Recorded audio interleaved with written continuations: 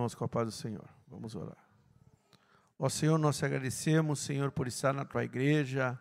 Te louvamos, Senhor, por tudo que o Senhor já tem feito ao nosso favor nessa noite. Agora nós oramos em favor do teu Filho, Pai, que estará pregando a tua palavra. Permita que essa palavra possa germinar no nosso coração nessa noite, Senhor. Dá-nos um entendimento através do teu Espírito Santo para entendermos o teu querer, a tua vontade com a nossa vida, com a tua igreja nessa noite e a nossa oração. No teu nome, Jesus. Amém. Aproveitando que os irmãos estão em pé, abra comigo a sua Bíblia. Evangelho segundo escreveu Mateus, capítulo de número 5, a partir do versículo 27.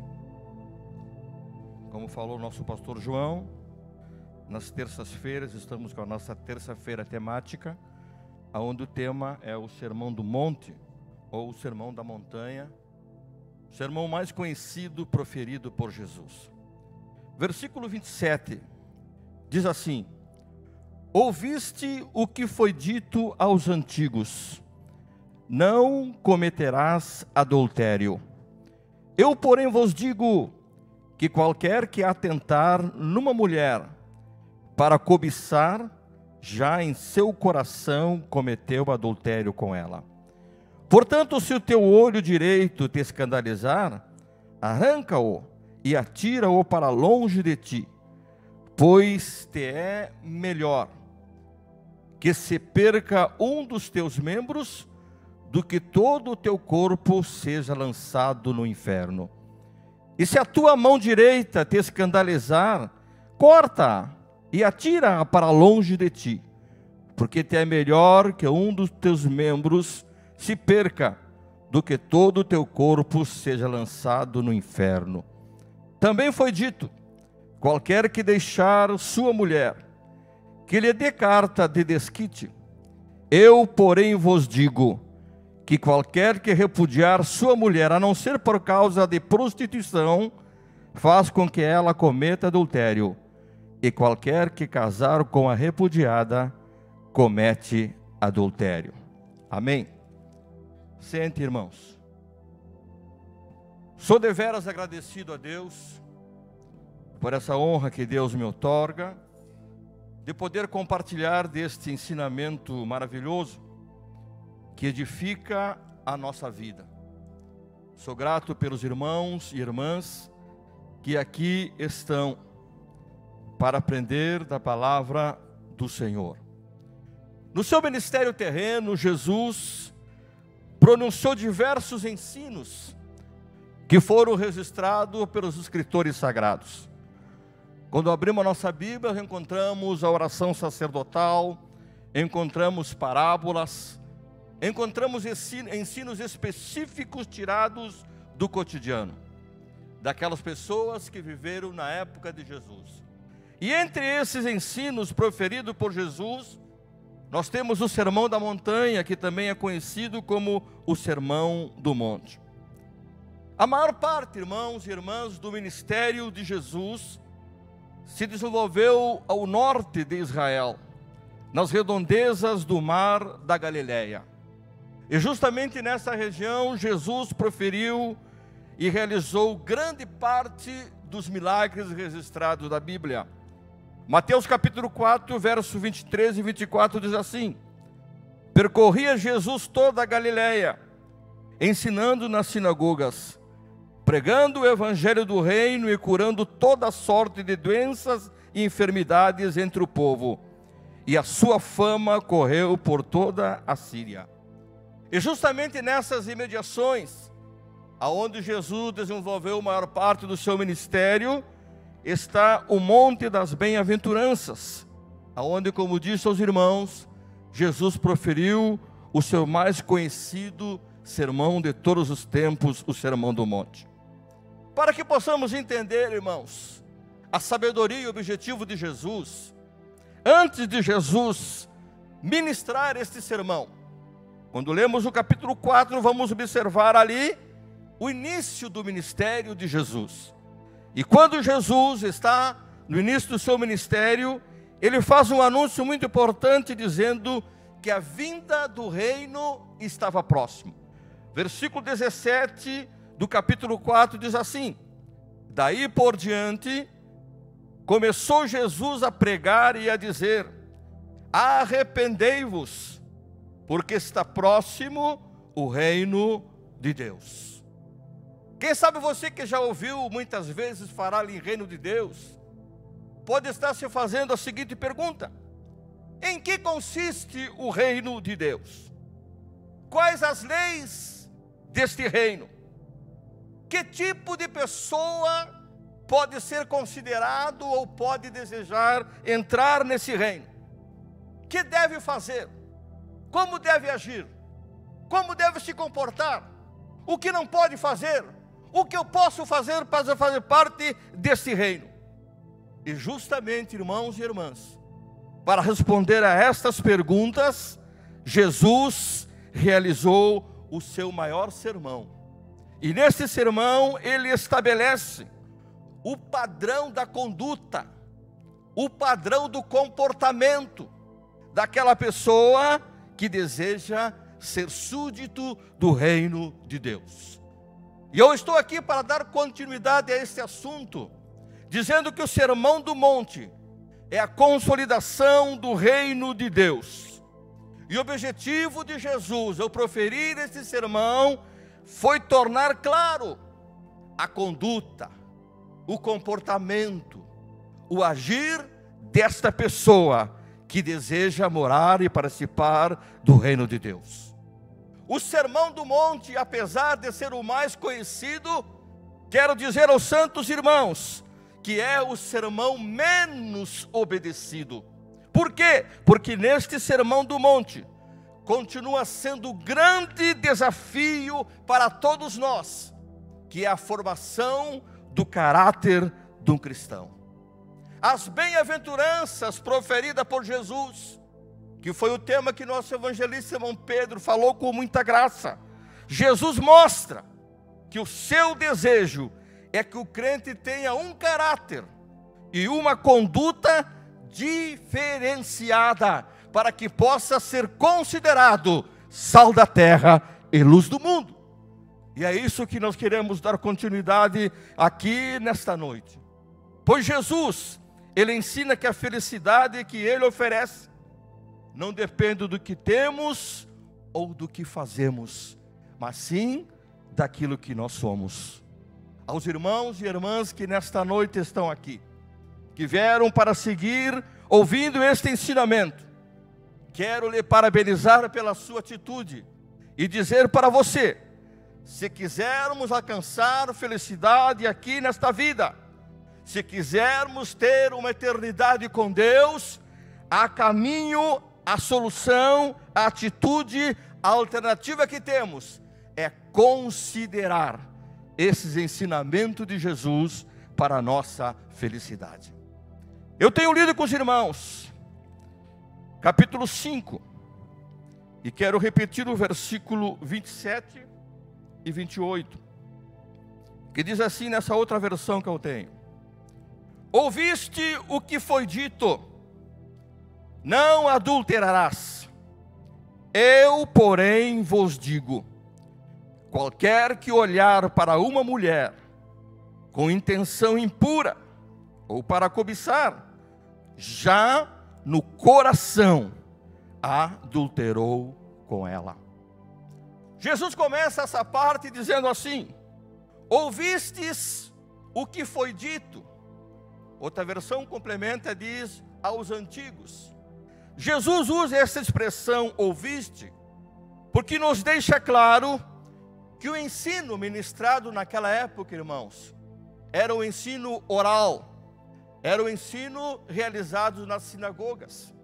E naquela época eram muito raras as pessoas que tinham acesso aos livros escritos, mesmo sendo a leitura da lei, porque a maioria das pessoas eram pobres, eram lavradores ou eram pescadores, então não tinham acesso a livros escritos, e o ensino naquela época era através da audição, ou seja, o ensino oral.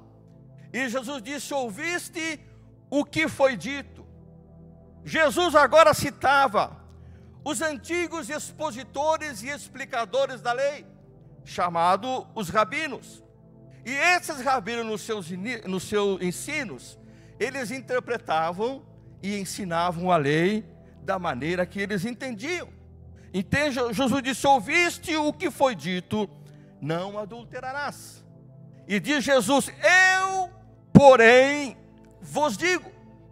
O que Jesus começa a dizer agora, irmãos? Que ele concordava com aquilo que estava escrito. Aquele ensinamento era verdadeiro, mas não se limitava apenas a essa interpretação dada pelos rabinos. Havia algo mais. Havia uma necessidade mais. Havia uma explicação mais. E é por isso que Jesus levanta a sua voz lá no monte e diz: eu, porém, vos digo. Na opinião de alguns estudiosos, irmãos, Jesus, ao dizer eu, porém, vos digo, ele estava desprezando a lei. Ele estava eliminando a lei. Terça-feira passada, o evangelista Gilney falou que Jesus não veio destruir a lei, mas veio cumprir a lei. Capítulo 5, verso 17, confirma isso. Disse Jesus: não pensem que eu vim destruir a lei ou os profetas. Não vim para revogar, mas para cumprir. Quando Jesus disse eu, porém, vos digo, Jesus estava rompendo com as interpretações erradas que os rabinos estavam dando à lei. Ou seja, havia um fechamento, estava muito restrito aquela explicação dos rabinos. E Jesus agora estava rompendo com essas interpretações erradas. Quando Jesus disse eu, porém, vos digo, Jesus se apresentava agora como autoridade maior. Ele se apresentava agora como autor e expositor da lei. Jesus se apresentava dizendo eu, porém, vos digo. Ele disse isso porque diz: olha, quem está falando aqui é o autor da lei, é o expositor da lei, é o interpretador da lei, e eu sou maior do que Moisés. É por isso que ele disse eu, porém, vos digo. E olha o ensinamento de Jesus: qualquer que atentar. Essa palavra atentar significa reparar. A palavra atentar significa olhar muito bem. E disse Jesus: qualquer que atentar numa mulher com intenção impura, ou para cobiçar, no coração já cometeu adultério com ela. A partir desse versículo 27, Jesus se volta para ensinar a interpretação correta do sétimo mandamento de Deus. O sétimo mandamento de Deus, que está lá em Êxodo capítulo 20, verso 14, diz: não adulterarás. E essa lei proíbe o adultério e também abrange a imoralidade e todos os demais pecados sexuais. O mandamento de Deus era claro: não adulterarás. Só que era a interpretação dos rabinos, e que os judeus aceitavam, adulterar se limitava apenas a observar a lei, isto é, adulterar seria somente quando o homem se deitasse com a mulher do seu próximo. Só era considerado adultério se houvesse a junção de corpos. Somente seria adultério se houvesse o ato sexual consumado. Mas Jesus se levanta pensando em ter ensinado da melhor maneira possível e diz: olha, o adultério é isso aí, mas é muito mais. Não se limita apenas à prática. Jesus estava observando o espírito da lei, a disposição do coração do homem, e Jesus declara que o pensamento impuro, a mente impura, o olhar cobiçoso de um homem para uma mulher já é um adultério, embora o ato não seja praticado. A palavra adultério vem do latim adulterium, que significa deitar em cama alheia. Adultério é a relação carnal entre uma pessoa casada com outra que não é o seu cônjuge. Adultério é a infidelidade de um cônjuge a outro. Eu olho para a Bíblia Sagrada e vejo que ela nos ensina, Malaquias, capítulo 2, e verso 14. O adultério equivale ao rompimento de uma aliança avalizada e abençoada pelo mesmo Deus. O mesmo Deus que avalia é o mesmo Deus que abençoa. Malaquias 2,14 diz assim: porque o Senhor foi testemunha da aliança entre ti e a mulher da tua mocidade, com a qual tu foste desleal, sendo ela tua companheira e mulher da tua aliança.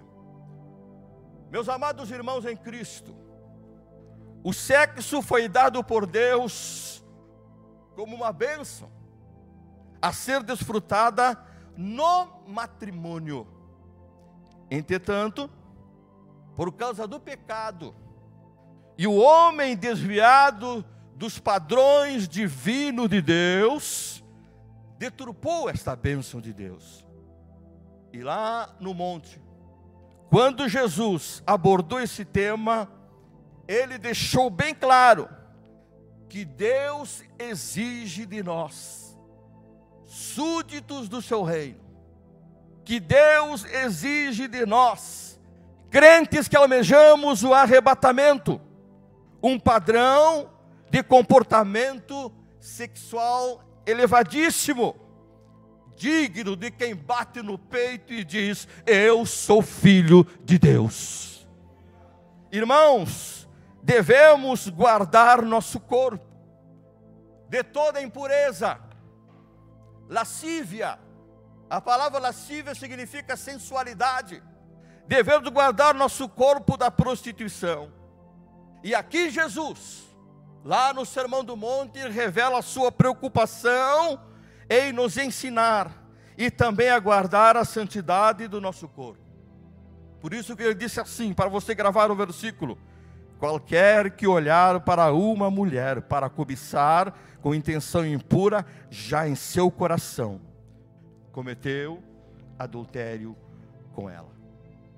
Jesus é a própria palavra de Deus, e ele veio ao mundo para nos ensinar a viver segundo a vontade de Deus Pai. Aqui na Bíblia, meus irmãos, nós encontramos um mapa dado por Deus para termos uma vida de santidade. No Sermão do Monte, Jesus esclarece que nós, homens, não somos adúlteros somente quando agimos, quando praticamos, mas quando desejamos, quando imaginamos, quando olhamos para alguém, quando contemplamos alguém e cultivamos o mal dentro do nosso coração.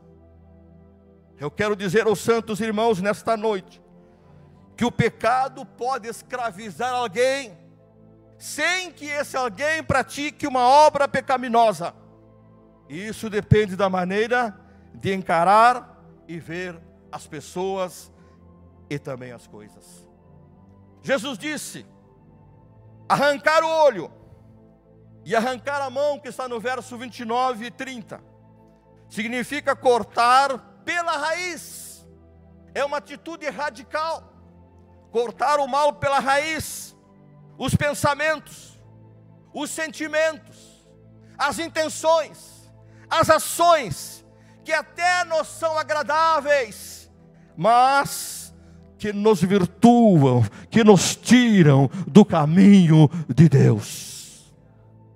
Deixa eu dar um exemplo para ser melhor entendido pelos irmãos e irmãs. Diz que um certo jovem procurou um sábio uma ocasião, e esse sábio testou o caráter daquele moço. E disse: jovem, te faço uma pergunta. Se você tivesse um segredo de um ato que ninguém sabe, e esse ato você não contaria para ninguém, guardaria consigo, ninguém saberia, e com certeza ninguém seria prejudicado, Você mentiria por 10 mil reais? E aquele moço, se ninguém soubesse do que eu fiz, que ninguém descobrisse, e ninguém fosse prejudicado, eu mentiria por 10 mil. E o sábio disse, esse mesmo procedimento teu, você mentiria por 10 centavos? E o moço indignado disse, que tipo de pessoa o senhor acha que eu sou? E o sábio disse, eu sei que tipo de pessoa tu é. Eu só estou entendendo, descobrir o preço que você vale. Eu quero dizer para os irmãos nesta noite, que muitas vezes não somos levados a cometer ou não praticamos o adultério na prática, mas o desejo do nosso coração, aquela intenção que vem através dos olhos e na mente, a Bíblia nos ensina que esse desejo é concretizado. Então, tanto sendo por 10 mil ou por 10 centavos, praticar ou desejar no coração é pecado diante de Deus. E diante desta verdade, irmãos, surge uma pergunta que eu quero fazer a todos que estamos aqui, não somente a nós homens. Eu estou trazendo o ensino da palavra de Deus, e isso está me custando um preço muito grande, mas não importa, eu estou disposto, porque eu quero ser um instrumento de Deus para a tua bênção. Deixa eu fazer essa pergunta para você, não precisa me responder, é claro. Apenas responda para você mesmo. A atitude de olhar e de cobiçar uma mulher com intenções impuras, alguém pode se perguntar, isso pode me levar para o inferno? A atitude de olhar e cobiçar uma mulher pode interromper a minha vida de comunhão com Deus? A minha atitude de olhar ou cobiçar uma mulher pode levar à perda da salvação da minha alma? Aleluia. Glória a Deus. Aleluia. Eu sei o preço que eu estou pagando, Jesus. A atitude de olhar e cobiçar uma mulher com intenções impuras pode destruir a minha família, pode destruir o meu ministério, pode destruir a minha reputação. Pense isso. E deixe que esse Espírito que está aqui esta noite trabalhe em nossas vidas. Existe uma mentira de Satanás, que esta noite, pelo poder do nome de Jesus, vai cair por terra. Satanás tem colocado uma mentira na cabeça de muitas pessoas, que o pecado oculto é praticado pela mente, pela intenção do coração, que o pecado cometido, que ninguém vê, que ninguém sabe, que não há vítimas, não é um pecado. Mas eu quero te mostrar nessa noite pela palavra, que o pecado da mente impura será revelado. O apóstolo Paulo, escrevendo à igreja em Corinto, capítulo de número 4, verso 5, Paulo escreve assim: portanto, nada julgueis antes do tempo, para que o Senhor venha, o qual também trará à luz as coisas ocultas das trevas, e manifestará os desígnios, ou seja, as intenções dos corações, e então cada um receberá o seu louvor, ou a sua recompensa, noutra versão, de Deus. Paulo aqui está ensinando a igreja em Corinto que há um dia em que Deus trará à luz atos secretos de todas as pessoas, e ao revelar esses atos, Deus vai mostrar os verdadeiros motivos, os verdadeiros pensamentos, as verdadeiras razões que levou a pessoa a fazer, se foram bons ou maus. A vida inteira será revelada. Não é entrar no céu de qualquer maneira que nós entraremos. Eu sinto a presença do Espírito Santo de Deus aqui esta noite. Aleluia, glória a Deus. Sei que Deus está falando conosco, está nos despertando para uma vida reta de santidade. Muito breve os crentes serão tirados da terra. Quem entrará neste reino? Quem terá o direito de dizer: vinde a mim, benditos de meu Pai? Aleluia. O ensino está aqui nesta noite. Para o fariseu, o adultério era uma visão estritamente jurídica, que se restringia apenas a aplicar a seu modo os dispositivos da lei mosaica. Porém, Jesus aqui, ele vai no seu ensino e diz que o mais importante era erradicar as causas desse pecado. E Jesus mostra a origem, no verso 28, o coração. Jesus disse: já em seu coração cometeu adultério com ela. Coração, esse termo na Bíblia, simboliza o centro da personalidade. O coração na Bíblia é a área onde se desenvolve a razão, as emoções e os sentimentos. E Jesus disse aqui que o mais importante era erradicar as causas. O que é erradicar? Arrancar com a raiz. O que é erradicar? Extrair totalmente. E é isso que Jesus está ensinando aquelas pessoas. E este ensino chega ao nosso século 21 para falar aos nossos corações. Jesus reconhece o domínio da mente sobre o indivíduo. E aqui Jesus no seu ensino mostra que o pecado, ele tem a origem no momento em que o nosso intelecto, ou seja, que a nossa mente, aqui representado pelo coração, começa a planejá-lo. Meus irmãos, a consumação do pecado do adultério traz em si um processo. A pessoa olha, cobiça, coração começa a planejar e diz: na primeira oportunidade vai acontecer. Então o adultério traz em si um processo que começa com um olhar cobiçoso. Por que eu digo isso? Escuta o que eu vou dizer e vou repetir mais uma vez para você entender. Se por um lado a mente exerce domínio, por outro lado a mente interage com o ambiente, mediante os sentidos, que são 5. E entre os sentidos está a visão. Deixa eu repetir para você entender, se quiser escreva. Se por um lado a mente exerce domínio, por outro lado, ela interage. O que é interagir? Comunicar. A mente se comunica com o ambiente mediante os sentidos. E entre os sentidos está a visão. Deixa eu dizer uma verdade para os irmãos. Todos nós temos o direito de tirar dias de descanso, dia de férias, como se dizem. Cada um tem o direito de escolher o lugar para onde vai.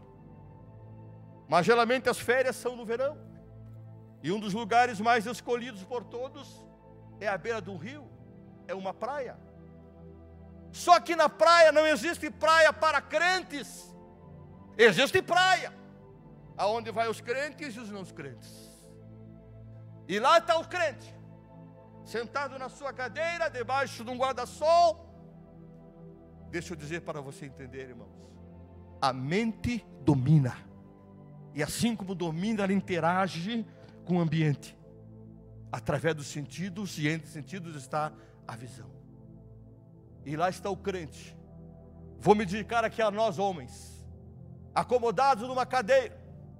E diante dos nossos olhos passam mulheres de mais diferentes idades, diferentes formas de corpo, completamente ou seminuas. E eu te pergunto, a mente interage com o ambiente através dos sentidos, e entre os sentidos está os olhos. Veja o que ensinou João em sua primeira carta, capítulo 2, verso 16. Porque tudo que há no mundo, a concupiscência da carne, a concupiscência dos olhos e a soberba da vida não é do Pai, mas do mundo. O que é concupiscência, irmão? Apetite carnal exagerado e insaciável. E aqui entra uma necessidade do crente ter a mente disciplinada. Mas não pense que a mente disciplinada, irmãos, você consegue através de exercícios, ou usando princípios filosóficos ou religiosos, não. A mente disciplinada não se consegue através, aleluia, de aplicações ou de lavagem cerebral. A disciplina da mente está em primeiro lugar, submeter ela ao senhorio e ao domínio de Cristo. O apóstolo Paulo, escrevendo aos Efésios, capítulo 6, verso 17, disse: tomai também o capacete da salvação. O capacete protegia a cabeça, e a cabeça era o principal alvo durante uma batalha. E aqui, esse verso 17, Paulo não está escrevendo para ímpios como obter salvação, não. Paulo está escrevendo a crentes, para eles aprenderem a conservar a salvação recebida. Como eu posso fazer, irmão, para vencer o olhar cobiçoso e a mente impura? É preciso ter a mente de Cristo. Veja, escreveu Paulo em 1 Coríntios 2,16: mas, porém, temos a mente de Cristo. O que é a mente de Cristo na vida do crente?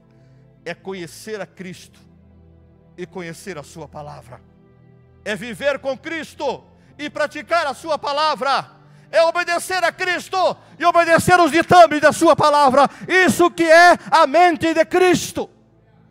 Somente desta maneira nós conseguiremos vencer a esta seta que vem do inferno. Então não vamos viver enganado. O ensinamento de Jesus é muito claro, jogando por terra aquele ensinamento errôneo dos rabinos. O adultério não é somente na prática, como ensinava a lei, mas as intenções do nosso coração com alguém cobiçando é também um pecado. Que Deus use de bondade e de misericórdia com a nossa vida.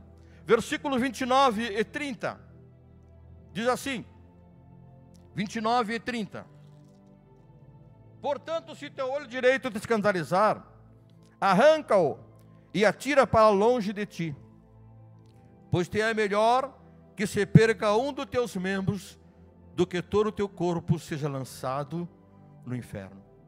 E se a tua mão direita te escandalizar, corta e atira para longe de ti, porque te é melhor que um dos teus membros se perca do que todo o teu corpo seja lançado no inferno.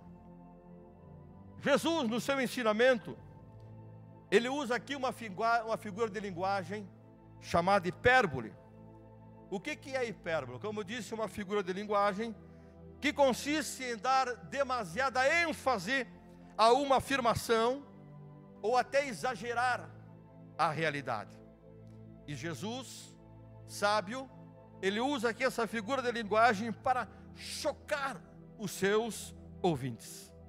Porque Deus, Ele não espera, irmãos, que literalmente venhamos a cortar a nossa mão ou a cortar os nossos pés. Falei há pouco aos irmãos que o desejo de cometer o adultério ou o pecado nasce na mente, aqui falado por Jesus, no coração. Então, se eu sei que a origem de tudo isso é na minha mente, nenhum efeito vai ter se eu cortar a minha mão ou arrancar um dos meus olhos.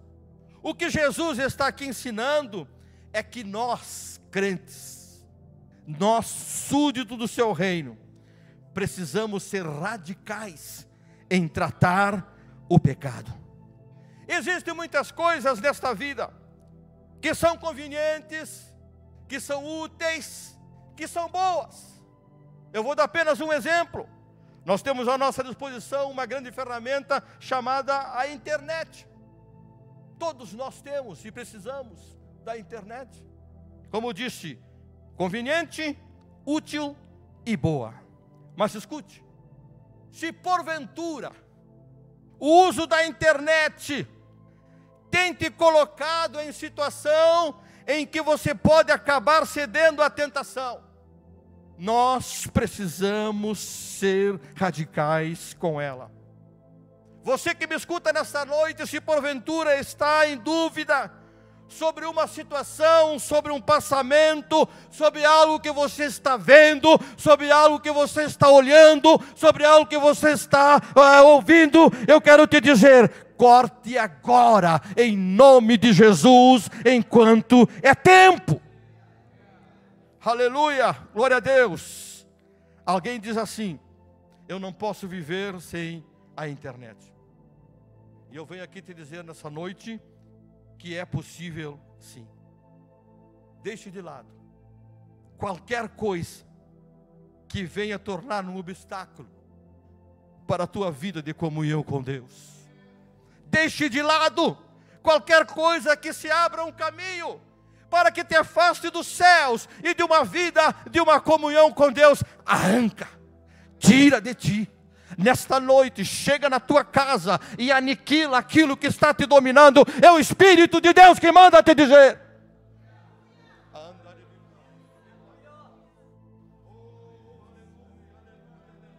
Respeito se você não quer dar glória a Deus. Respeito se está com a tua boca fechada. Mas isso não impede que eu entregue a mensagem que o meu Deus me deu para entregar para a tua vida. Os céus estão aí, o arrebatamento está aí, a igreja vai ser chamada e nós queremos que você esteja conosco nesse dia.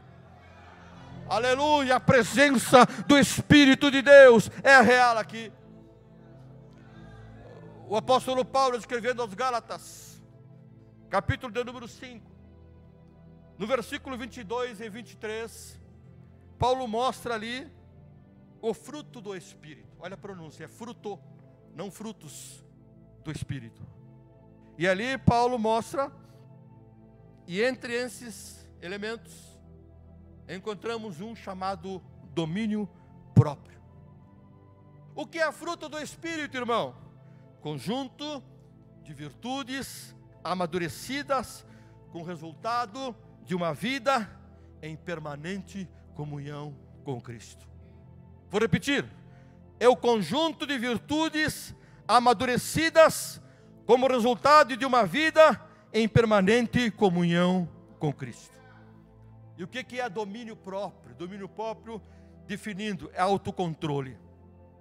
Domínio próprio é a capacidade de exercer controle sobre atos pessoais que se utiliza os nossos sentidos. Preciso repetir isso. Capacidade de exercer controle sobre os atos pessoais que se utiliza dos sentidos. O que é domínio próprio? Poder de dizer não aos seus impulsos quando eles não são bons.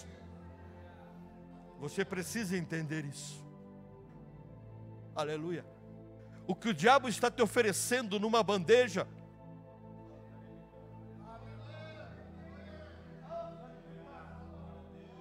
o que o diabo está te oferecendo nesta noite, eu te digo em nome de Jesus: repele, rejeita. Sabe por quê? Olha o conselho que Paulo, tratando desse mesmo assunto, ele diz aos irmãos de Colossos, capítulo 13, verso 5: mortificai, pois, os vossos membros que estão sobre a terra. Esse mesmo versículo bíblico na Bíblia King James diz assim: sendo assim, fazei morrer tudo o que pertence à natureza humana. E aí Paulo começa a enumerar: impureza, paixão lascívia, desejos malignos, avareza, idolatria. É como se Paulo dissesse: irmão, mata isso, não te alimenta disso, tira teus olhos disso. Aleluia, aleluia, aleluia, aleluia, aleluia. Oh, glória a Deus, aleluia. O domínio próprio não é resultado de um mero esforço humano, não. O domínio próprio é produzido pela ação do Espírito Santo no coração do crente. Paulo, escrevendo aos Gálatas, capítulo 5, e verso 16, Paulo diz assim: digo-vos, porém, andai. Outra versão diz: vivei em espírito, e não cumprireis o desejo da carne. Vou repetir o que o Espírito de Deus me ordena. Essa bandeja que o inimigo está te oferecendo, aleluia, glória a Deus, mata isso. Viva no Espírito, ande no Espírito, e você vai receber uma bênção especial de Deus. Antes da nossa conversão, éramos carne, que se satisfazia com os pecados. Hoje não. Permita-me apontar o dedo. Você é uma nova criatura. Você é templo do Espírito de Deus. As ruas de ouro te esperam. Os muros de Japes vão refletir a tua imagem quando você caminhar nele. O teu lugar no coral dos anjos está seguro. Você tem o Espírito de Deus na sua vida. O Espírito Santo habita em você. Portanto, irmão, irmã, você que veio aqui nessa noite, olha este ensino de Jesus, que chega à Assembleia de Deus do Uruguaiana, para edificar a tua vida, para despertar a tua vida. Paulo dá um conselho mais forte para Timóteo, seu filho na fé e ministerial de Timóteo: foge, foge. Não é covardia, não, foge. Não pense que temos forças sem a presença do Espírito de Deus para resistir a esses banquetes que o diabo nos oferece. Mas eu te digo nesta noite, em nome de Jesus, foge, foge. Não jogue fora o ministério que Deus te deu. Não jogue fora a chamada que Deus te deu.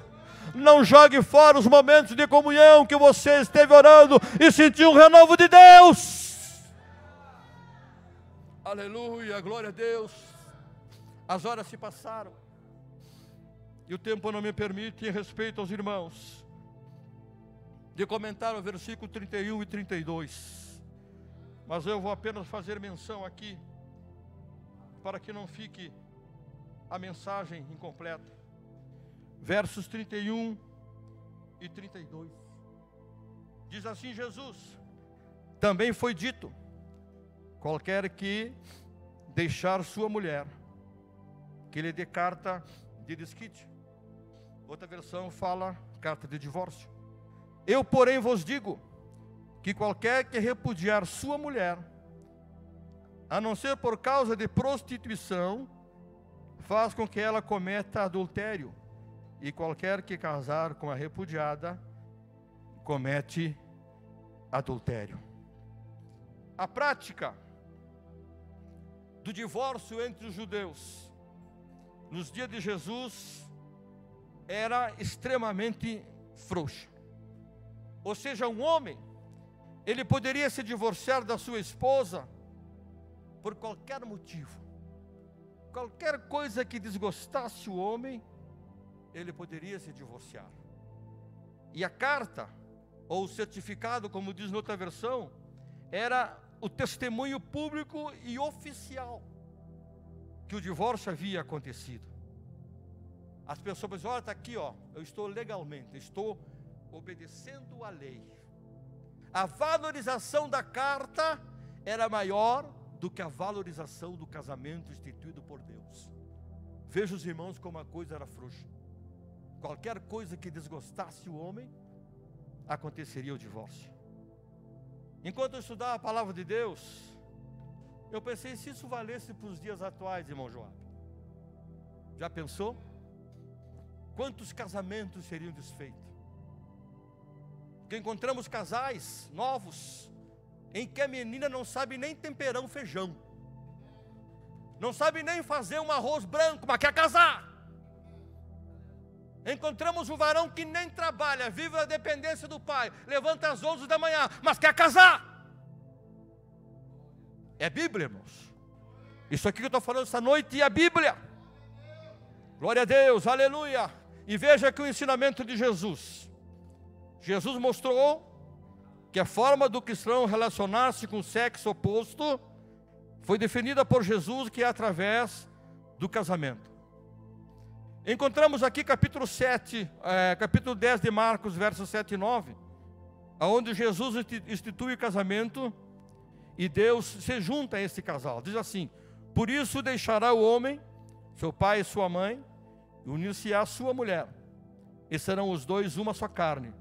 E assim já não serão dois, mas uma só carne. Portanto, o que Deus uniu, não o separe o homem. O propósito de Deus ao instituir o casamento foi que ele nunca se dissolvesse. Está claro aqui o ensino da palavra de Deus. E vou mais adiante, um exemplo bíblico, para ver que o divórcio não é algo agradável aos olhos de Deus. Malaquias capítulo 2 e verso 16 diz assim: porque o Senhor Deus de Israel diz que aborrece. Outra versão diz que Deus odeia o repúdio.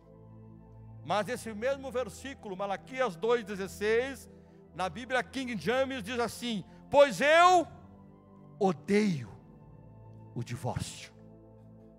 Deus falando, eu odeio o divórcio. Essa declaração enérgica mostra que Deus considera o divórcio sem justificativa bíblica como um pecado.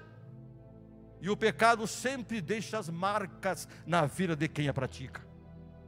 Perante Deus, o divórcio sem justificativa bíblica é pecado e deixa as marcas em quem a pratica.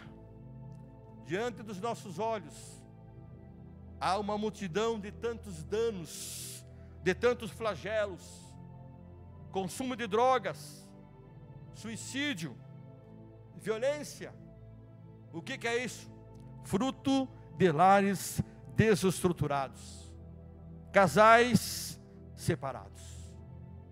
Quando a separação chega, os transtornos também aparecem e todos sofrem. Oxalá as pessoas pudessem valorizar a lei de Deus. Se a sociedade odierna pudesse valorizar, obedecer, praticar os ditames de Deus, teríamos uma sociedade diferente.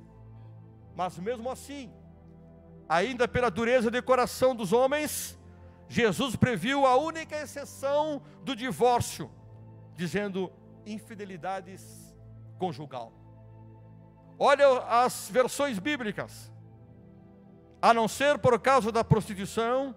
Outra diz, exceto em caso de relações sexuais ilícitas. E outra diz, exceto por imoralidade sexual. Na prática do pecado do adultério está a única situação bíblica que admite a separação conjugal. Não importa se a lei do país permite, não importa se o presidente Lula quer, não interessa, não é do agrado de Deus. A lei de Deus diz que não existe outra alternativa que possa conceber o divórcio a não ser esta situação bíblica: infidelidade.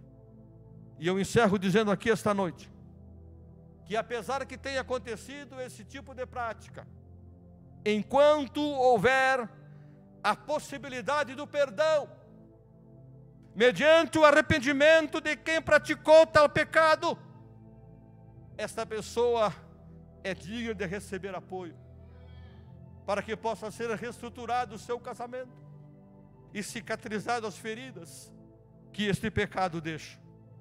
O perdão, meus irmãos, continua sendo a melhor terapia para a restauração dos feridos.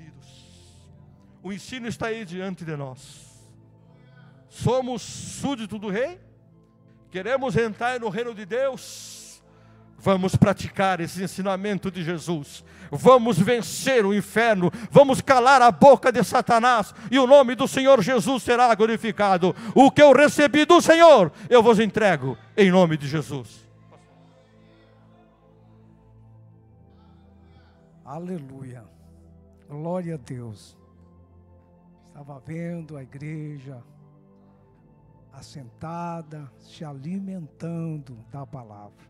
A palavra é doce, é gostosa. Creio que nós vamos sair daqui abençoados.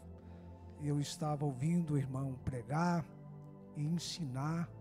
Esta igreja, irmão, é uma igreja ensinada. É uma igreja que tem tudo para ser feliz. Se não é alguém que não quer obedecer, mas está sendo exposta à norma, à regra bíblica para que nós nos dê bem. Então eu quero agradecer a Deus por esse ensino, por esta palavra que faça bem para nós, meus irmãos. Que Deus abençoe o evangelista Gilmar, que eu pensei quando você leu aquilo ali, eu digo, meu Deus, o que esse homem vai tirar daí? Vai cortar de lado dos quatro cantos e, enfim, mas ele foi sábio, o Espírito de Deus usou, não machucou ninguém, estão todos cheios do óleo, vão sair daqui abençoados por Deus, amém. Vamos nos pôr em pé. Tem alguém que, ouvindo a palavra, foi tocado por o que é mesmo aceitar Jesus? Temos visitantes, né? Ou está parado, quer passar aqui na frente? Passe, nós queremos te abençoar. Aleluia, que vem vindo um amigo, um irmão, que Deus falou no teu coração. Tu entendeu bem? Aleluia, aí está um vaso para Deus usar. Aí vem mais o outro, Deus sabe do teu coração, do que você precisa. Pode vir um pouquinho mais para frente, viu? Tem mais alguém que Deus falou. Aleluia. Pode vir aqui sem constrangimento. Nós queremos apenas orar em teu favor. Tem mais alguém? A palavra falou contigo? Venha. Te humilha, que Deus te exalta. Aleluia. Louvado seja Deus. Aí está mais um irmão. Tem alguém que está enfermo, quer receber a oração? Nós também estaremos orando pelos enfermos. Não tendo ninguém, nós vamos orar. Pedir que Deus abençoe. Eu vou pedir para pastor Leandro, impõe as mãos sobre os nossos irmãos que estão decidindo. Irmão, ultimamente Deus tem me dado assim, eu tenho ido visitar e não perco a oportunidade de fazer o convite para as pessoas que não são crentes. E eu já fiz uma vez uma pergunta para uma pessoa que cuidava da sua irmã, ela bem sã e a sua mana doente, já partindo para a eternidade. Eu orei por a doente e o Espírito de Deus mandou falar com ela, que cuidava dela. E você já aceitou Jesus? Não aceitei. Tu não quer aceitar? Não sei. Não, tu precisa aceitar. Porque tu não sabe quantos dias tu vai durar. E ela aceitou Jesus como Salvador. Sabe, dali 29 dias, ela subiu para a eternidade. Salva por Jesus, porque ela aceitou, ela confessou com a sua própria língua, e vocês da mesma forma, Deus sabe o porquê que vocês vieram para frente.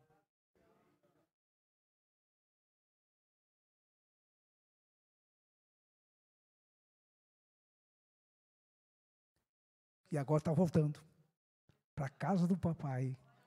Vai te dar roupa nova, calçado novo, mente nova, coração novo. Não é? Você também. Deus vai te dar tudo novo. Aleluia. Jesus apaga o teu passado. Deixa tudo de lado. Senhor Jesus, nós estamos felizes, porque sentimos a liberdade do teu Espírito Santo.